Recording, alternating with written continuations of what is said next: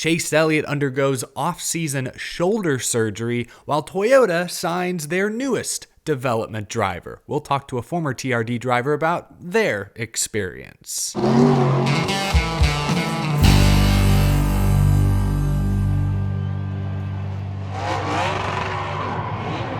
How's it going, y'all? My name is Eric. Welcome to Out of the Groove. Happy Friday. Lots to get to today. Thanks for tuning in. A lot of buzz this week in the world of American motorsports. Most of it surrounding the Formula One Las Vegas Grand Prix, which, if you paid attention to social media last night, did not get off to the smoothest of starts. A drain cover came up and destroyed Carlos Sainz's Ferrari, so first practice was canceled 8 minutes in. But I am more of a NASCAR fan. This is a NASCAR show, so what caught my attention more than anything yesterday was this photo Denny Hamlin put on his Instagram story showing himself and seven-time F1 world champion Lewis Hamilton having a conversation about what I have no idea, but I immediately thought about the 2311 Racing number 67 car. I know, look at me jumping to conclusions, but hey, Lewis Hamilton has said in the past he'd be interested. He'd be open to the idea of racing NASCAR one day. Remember he did that whole seat swap with Tony Stewart like a decade ago? 2311 Racing had Travis Pastrana running top 15 on the last lap of the Daytona 500 this year. So I think Lewis Hamilton, 2311, could be a great match for a one-off race here or there. So I'd like to imagine that Denny Hamlin was giving Lewis his elevator pitch there in that photo. Anyway, let's get to some real NASCAR news. Chase Elliott posted a short video to social media this morning announcing he's had off-season shoulder surgery. Just wanted to give you a quick update. I had a little procedure on my shoulder, had an old injury that I needed to get tended to, and obviously the off-season is a much better time to do that than my last surgery. So here we are, and everything is all good, ready to go for 2024. Certainly looking forward to the Daytona 500 coming up in February. Doesn't sound like a big deal, but I'm glad Chase Elliott got it done, because going into 2024, Chase Elliott does not need any nagging distractions. 2023 was full of turmoil. Off track, a little bit on track. He was decent last year. He just wasn't leading laps or contending for wins like we're used to seeing. Chase Elliott was putting up 3 to 5 wins a year for 4 or 5 years straight. I know he missed some time, but still, it was shocking to see a 0 in the win column this year, especially when 2 of his Hendrick teammates were in the championship 4. I expect 2024 to be a big bounce back season for Chase Elliott. It's starting to get crowded at the top of Hendrick Motorsports, and I think that's actually a good thing. Kyle Larson's success is putting some pressure on William Byron. William Byron's success is putting some pressure on Chase Elliott, and so on. You never want to be the teammate who's lagging behind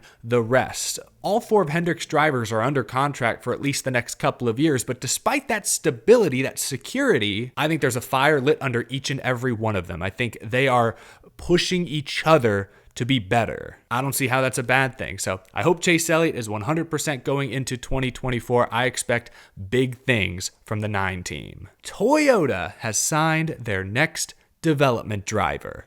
Jade Avedisian, 17-year-old California racer, announced a multi-year deal with TRD today. She posted on X, "It's official. I'm honored to continue my motorsports career with Toyota Racing and their driver development program in the years ahead. Let's go places." Avedisian will continue to race dirt, competing in USAC and Extreme Outlaw events with Keith Kunz Motorsports, but she'll also get some experience on pavement and also some road course racing experience, running the entire Toyota GR Cup schedule. This, of course, is Toyota's new sports car series. A lot of folks may not know much about Jade Avedisian. I didn't know hardly anything about her until this past summer when I read a great article by Jeff Gluck in The Athletic. I'll link it down below if you want to learn more about up-and-coming racer Jade Avedisian. But she truly began to turn heads at the beginning of this year when she was the lone rookie to qualify for the Chili Bowl main event. That was a huge achievement. And then she made history, becoming the first woman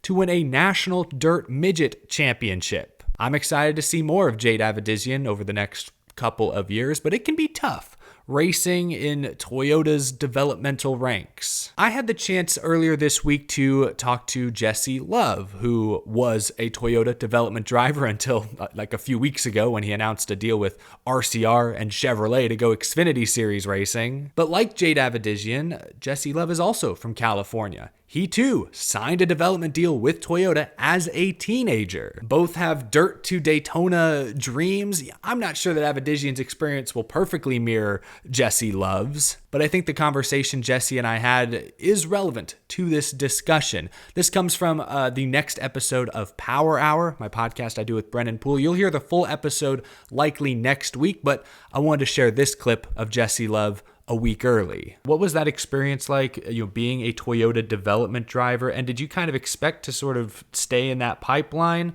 How was that experience the last few years? It was tough. It was a very hard decision. So I moved away from home. Like my family still lives in this house, and I live in my own house, which was an apartment for a year and a half in Mooresville. And across the country then, yeah. Yeah, and I moved away from home when I was 15. I didn't have a driver's license yet because I signed a contract with Toyota that said like if I want to, get the support from Toyota and their partners and have access to the sim and the gym and all that good stuff, I can't be in California. And my dad didn't want me to go to the truck series or the Xfinity series when I was 18 and be moving out the house at the same time. He didn't want that culture shock on top of like probably the big, like next year is like a big season for me, the biggest one of my career so far. And now imagine if I was moving from California out there when I'm 19, right? Makes sense. Kind of a crapshoot. But that was like the hardest 2 years of my life. Like I didn't have my dad to talk to every day, or my mom, or my dog. I didn't have any friends, and how to kind of take everything that my dad taught me the last 15 years and try to just add to that. And that was super tough. Like I had Venturing Motorsports, and it's kind of emotional, and that's about it, right? So like those were the only people that I had, and Toyota was a big part of that. So that was the reason that I was super invested in Toyota was because they were all I knew. Like I didn't know anybody else, didn't have anybody else. So VMS and Toyota were my big supporters, because you have Caitlin at the gym, and we have a nutritionist at the gym, and Trent would come in the time with Jack, and I don't know. So that was like my Toyota family. So the decision to leave, like I had to go to a place where I thought, because I know how to race in a family atmosphere, because I raced at Venturing Motorsports for the last 3 years, and they're 100% just a family atmosphere, family owned, all that good stuff. And you can fully buy into that team with your time and your investment, and just put 100% of what you have to offer into the team, and it always comes back to help you.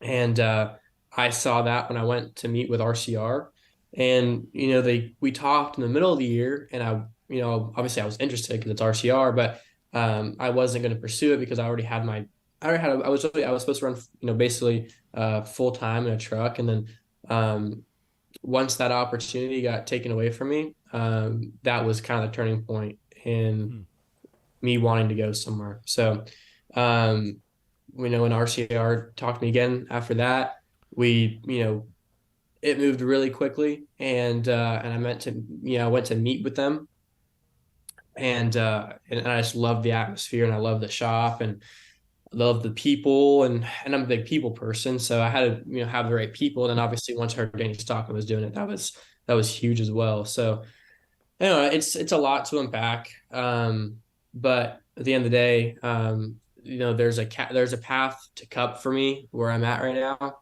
and I don't know if I saw that where I was before. There's just at RCR, like I walked past the Cup shop on the way to the Xfinity shop, and there's a lot of movement, like obviously, and I don't know, it just seemed like with trying to keep my mouth shut as best as possible, like that was the best move for me at that time. A lot of interesting details in there. Again, you'll hear the full interview on Power Hour next week. I'll share the link once it's available. But some interesting details in there. Jesse Love makes it sound like he had a Toyota truck deal lined up until something changed and it got nixed. Going back to what I said earlier, it's tough to race for Toyota because they can be cutthroat. They're a massive organization, and with massive organizations, often decisions are made that you have no control over. That can be a very helpless feeling. Toyota offers young drivers a great opportunity, but it can be ruthless. Obviously, Jesse Love, after a few years, felt it was the right time to move over to RCR and Chevrolet. Hopefully, Jade Avedisian is able to progress nicely through the Toyota ranks over the next few years. I've been thinking about this for a little while now. I think the whole Toyota keeps losing all their top prospects narrative isn't as big a deal as we often make it out to be. Yes, there are a ton of great drivers who've come through Toyota's system at some point or another who aren't still with Toyota, like William Byron. Joey Logano's a great example. Michael McDowell, Daniel Suarez, shoot, even Kyle Larson raced Toyotas in the K&N series like a decade ago. Man, imagine if Toyota had held on to Kyle Larson.